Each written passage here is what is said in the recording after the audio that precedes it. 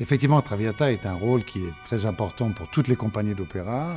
Je sais qu'effectivement, une production a été faite il y a quelques années de ce titre et je me suis posé la question de savoir quel est le sens pour moi de mon travail sur cette nouvelle production.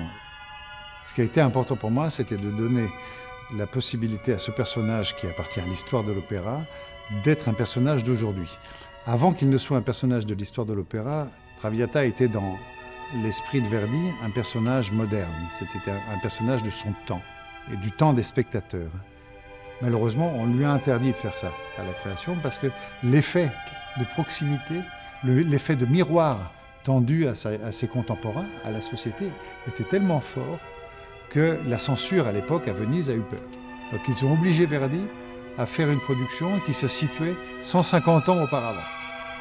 Le sens de la production que je fais ici avec le K&O, c'est d'essayer de trouver la clé possible, sans dénaturer l'œuvre en rien, trouver la clé pour donner une chance au personnage d'être un personnage vu comme un personnage contemporain. Pas simplement un personnage qui vient de 1847, il y a maintenant 170 ans, mais un personnage qui pourrait vivre autour de nous aujourd'hui. C'est-à-dire retrouver dans la Traviata la part de contemporain qu'il y a, la part de modernité, sans l'abîmer, sans la dénaturer, mais en restant le plus fidèle possible à Verdi, qui voulait que ses contemporains voient un personnage contemporain.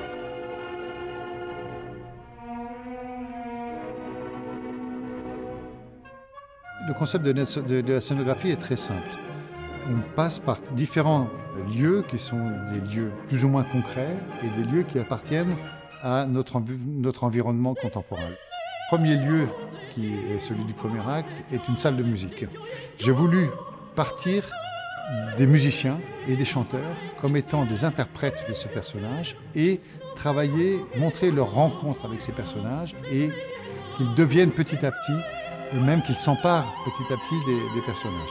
Donc on va démarrer dans une salle de musique qui elle-même va se transformer pour le deuxième acte en une sorte de penthouse, vous avez dit, mais ça peut être un appartement situé en hauteur dans lequel le personnage de Violette a trouvé refuge. Là, j'ai voulu la mettre un peu au-dessus de la ville, là où elle s'extrait de toutes les contingences sociales, de ce monde auquel elle veut s'échapper.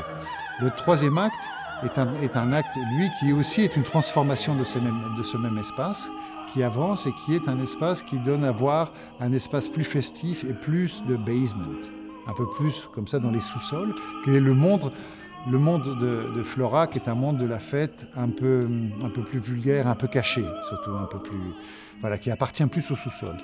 Et quant au troisième acte, qui est là où tient place l'agonie du personnage, j'ai voulu que le lieu soit un lieu plus abstrait, qui soit composé pour la moitié d'un mur ouvert et de l'autre côté, continué par un miroir qui donne l'idée de l'éternité.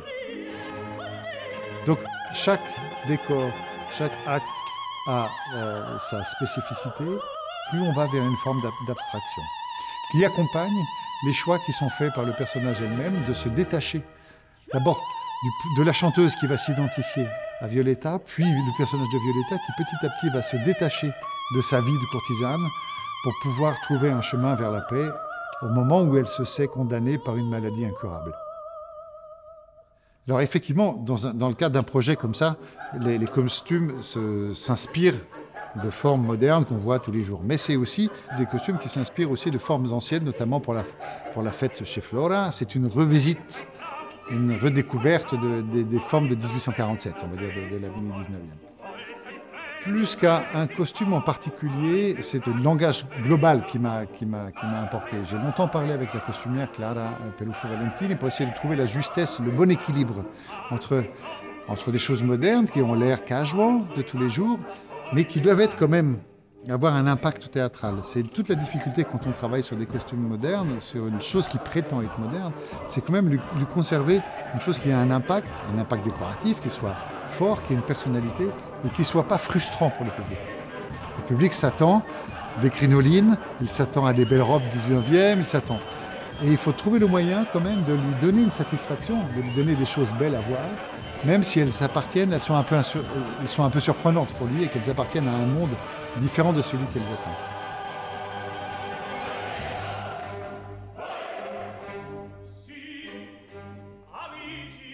A work like La Traviata is performed, probably the most performed piece in the world, and definitely one of the most performed operas here in Korea. So with this, it's like a lot of the details in the work sometimes get lost because of too much familiarity with the tradition of the piece rather than the actual score.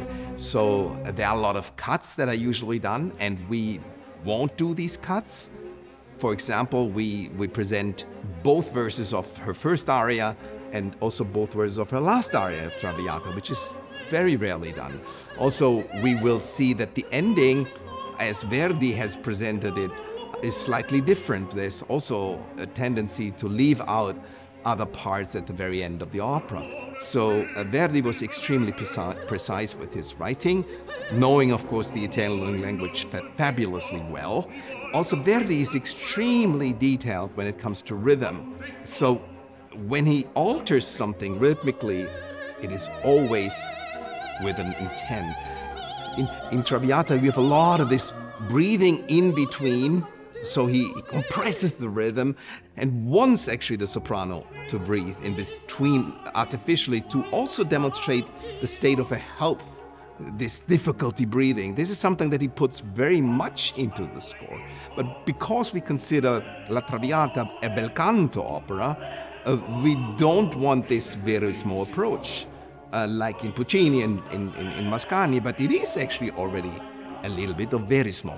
And it's not just a bel canto opera. And that's the beauty about La Traviata. It's a real story, a real life of contemporary people. So maybe it is the first verismo opera ever written. So oftentimes it's what Verdi actually does is going from singing into speaking, which is very, very interesting. Something he did not introduce before, and very rarely after, that there is spoken text. So Traviata is one of the rare examples. I think it's very important to go back to what Verdi actually put on the paper and then work the expression from that basis and not the other way around. Which doesn't mean that it shouldn't be spontaneous, that it shouldn't be emotional, that it shouldn't be personal. But you need to know what is actually in the score, and it's wonderful to rediscover that.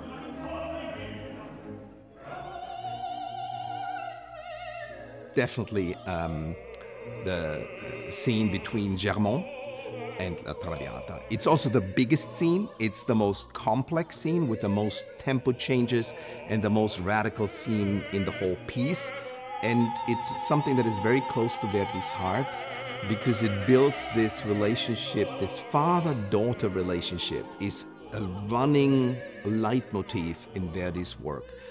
Not only because he lost his own child at a very early age, something we hear about in this duet, where Germont talks about the daughter that he lost, and that he finds in Traviata.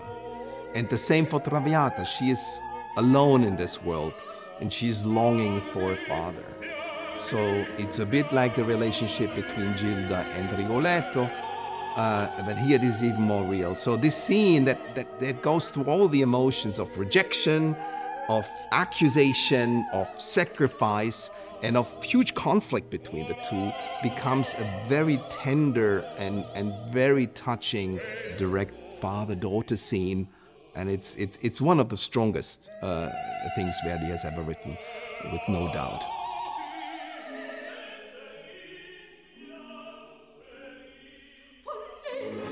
Je pense effectivement qu'il y a quelque chose de très beau avec le personnage de Violetta, c'est que en l'espace de quelques années, ce sont 7 années exactement entre la mort de Marie Duplessis et la naissance sur scène de Violetta. Il se passe 7 années et Marie Duplessis est devenue Marguerite Gauthier dans un roman, puis Marguerite Gauthier dans une pièce de théâtre, puis Violetta dans un opéra. C'est-à-dire que c'est comme si à chaque fois un nouveau personnage prenait le relais de l'autre, que ce personnage a quelque chose de vivant. Il a quelque chose de vivant parce que la toute première, la grande sœur, la toute première était une vraie personne. C'est elle qui a inspiré, parce que c'est une pièce, et c'est là où Verdi fait de ce personnage un personnage extraordinaire, c'est qu'il lui confère une qualité émotionnelle comme jamais un compositeur a conféré à un personnage. C'est d'une profondeur et d'une immédiateté, d'un impact très très fort. Donc, pour conserver cet impact, je veux retirer tous les filtres qui font la distance avec l'histoire, comme Verdi a souhaité le faire.